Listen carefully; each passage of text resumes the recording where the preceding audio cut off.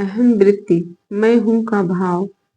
प्रश्नकर्ता प्रश्नकर्ता पूछता है, मेरा नित्य प्रति का अनुभव है कि जब मैं निद्रा से जागता हूँ तो संसार अचानक प्रतीत होने लगता है।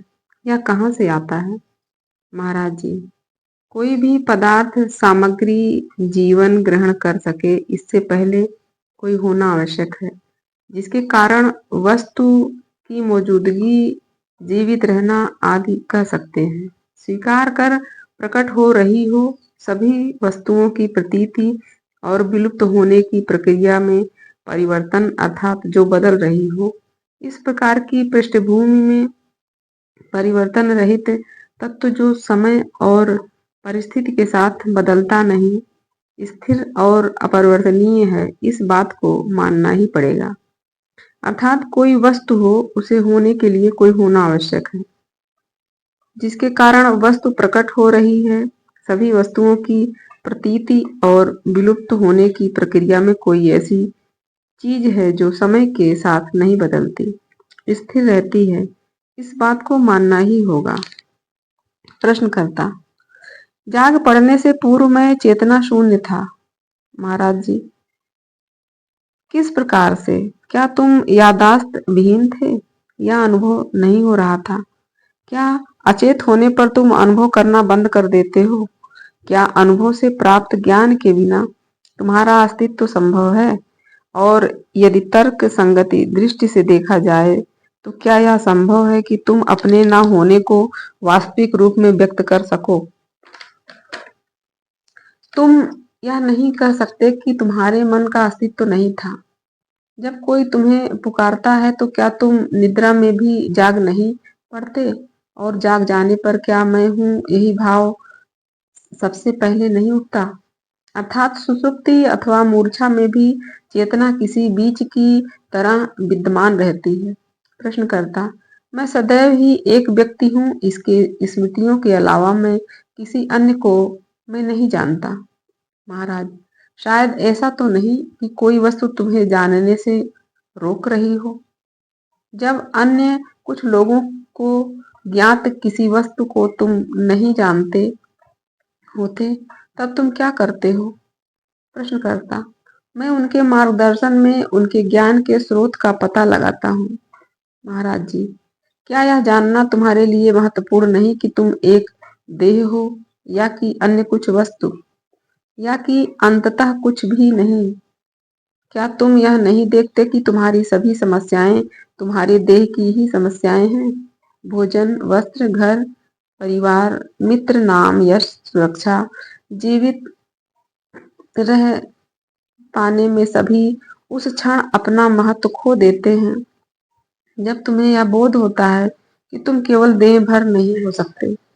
प्रश्नकर्ता, मैं देह नहीं हूँ, इस बात से क्या लाभ? महाराज, तुम देह नहीं यह कहना पूरी तरह से सही नहीं है। एक तरह से तुम सारे ही शरीर, सारे ही हृदय, सारे मन हो और इससे बढ़कर कुछ और भी हो। मैं हूँ इस भाव में गहरे उतरो और तब तुम्हें ज्ञात होगा कि किसी खोई हुई या विस्मृत वस्तु को तुम किस प्रकार ढूंढते हो। वह तब तक तुम्हारे मन में बनी रहती है जब तक तुम पुनः उसे स्मरण नहीं कर लेते हो। होने के मैं हूँ यह भाव सब में पहले उदित होता है। अपने आप से पूछो कि यह कहाँ से कैसे आता है, अथवा शांत चित्त से इसका अवलोकन करो। जब मन इस मैं हूँ में स्थिर होता है और निश्चल बना रहता है, तब तुम एक ऐसी अवस्था में प्रविष्ट हो जाते हो जिसका वर्णन तो नहीं कर सकते पर अनुभव किया जा सकता है। तुम्हें केवल इतना करना है कि पुनः पुनः प्रयास करो। मैं हूँ का भाव तो निश्चित ही सदैव तुम्हारे साथ रहता है। तुम्हें तो बस देह, अनुभवों, विचारों, धारणाओं, अपने स्वामित्व की वस्तुओं आदि को संयुक्त कर रखा है। ये सभी भ्रमित करते हैं, इसी कारण तुम खुद को वो मान बैठते हो जो तुम नहीं हो। प्रश्नकर्ता, तो मैं क्या हूँ? महाराज, यह जान लेना पर्याप्त है कि तुम क्या नहीं हो। तुम्हें यह जानने की आवश्यकता नहीं कि तुम क्या हो, क्योंकि जब तक हम ज्ञान को संवेदन या धारणा के माध्यम से जाने ही वे शब्दों के माध्यम से अभिव्यक्त करते हैं, तब तक आत्मज्ञान जैसी कोई वस्तु नहीं होती, क्योंकि जो तुम हो उसे पूर्ण निषेध के अतिरिक्त अन्य प्रकार से वर्णित करना संभव नहीं। प्रश्नकर्ता, अनुभव करता होने का भाव, मैं हूं का भाव, क्या यह भी एक अनुभव नहीं है? महाराज, स्पष्ट ही है कि जो भी अनुभव किया जाता है अनुभव ही है, तथा प्रत्येक अनुभव में उस अनुभव का अनुभवकर्ता उदित होता है। अनुभवकर्ता अनुभव इस प्रकार के संबंधों के मूल में स्थित दोनों पक्षों के कारण हो पाती है। निजत्व और निरंतरता एक ही वस्तु नहीं है। जैसे प्रत्येक फूल का अपना रंग होता है, परंतु सारे रंग एक ही प्रकाश से उत्पन्न होते हैं, इसी प्रकार अनेक अनुभवकर्ता एक ही अखंड और अखंडनीय चैतन्य में प्रकट होते हैं, पर मूल रूप एक और स्मृति में पृथक होता है।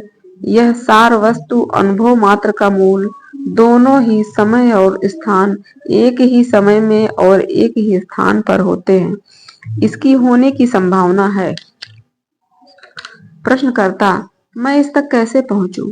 महाराज, तुम्हें इस तक पहुंचने की आवश्यकता नहीं, क्योंकि तुम यह हो। यदि तुम इसे एक अवसर दो तो यह स्वयं तुम्हारे पास आएगी।